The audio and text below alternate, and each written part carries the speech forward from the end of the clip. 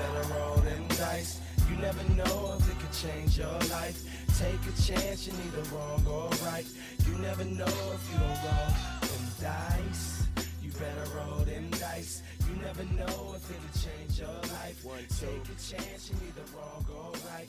You never know if you don't roll those dice. All right. There. All right. Cat's inside, ready to go. Cats in, headphones on, mics up. It is time for Dungeon Master of None. Hello, everyone. I'm Dungeon Master Matt. You know who I'm we Dungeon are. Master Rob.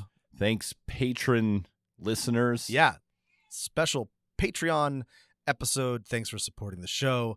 Thanks for listening. We have something very special for you today. I'm going to abuse my position as co-host of this podcast to make Matt listen to me talk about the game I have been working on. Yeah, I just finished abuse me, Rob. A second playtest of this game, and I'm ready to start hashing it out. So if you are at all curious or interested, this will probably be something that I will share on the Patreon soon. It'll be up for review playtest in the near future.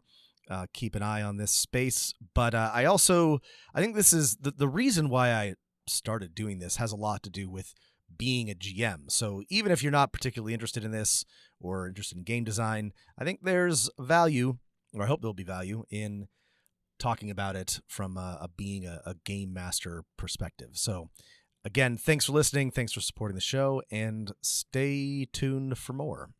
Yeah, this I think will be a fun actual prep episode, but the back half of it. So like, what do you do after you prep something, an adventure or a whole system, and review how it went and what went well and what didn't go well, so you can become a better game master and designer.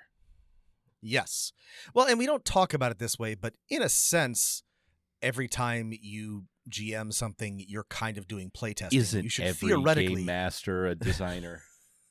I mean, it's annoying, but I do think so. I do think that, ideally you should be getting feedback and iterating and improving. Just, I don't know, because I assume you like to and want to get better. If you don't, that's also fine. Yeah, you can just do whatever. But I'm assuming that most of you probably are going to be trying to take information from your games, and next time you run either something similar, or if you run the same scenario, you'll be trying to do it better.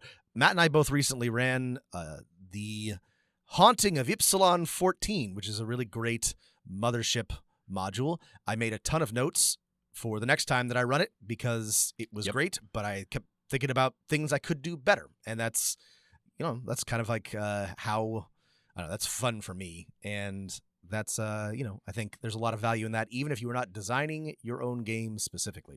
If you can, this is the key thing, is like the worst time in your life to like take notes is also the best, right? Right. Yeah. It's after you've had all of your friends over and you're probably exhausted, is when you should like make your notes about what went well next time, what do I want to do for the next session and stuff like that. And it's so hard. We've given the advice before that you should do this. Rob and I only follow it like 50% of the time, but if you could do it like 50% of the time, that's still like pretty good. So, I'm notoriously bad about taking notes after a session. I try to take notes during a session. I almost never, aside from a few scribbles, manage to do it after. But Matt's right. If you can manage it, that is the best time to sit down and just write out some bullet points.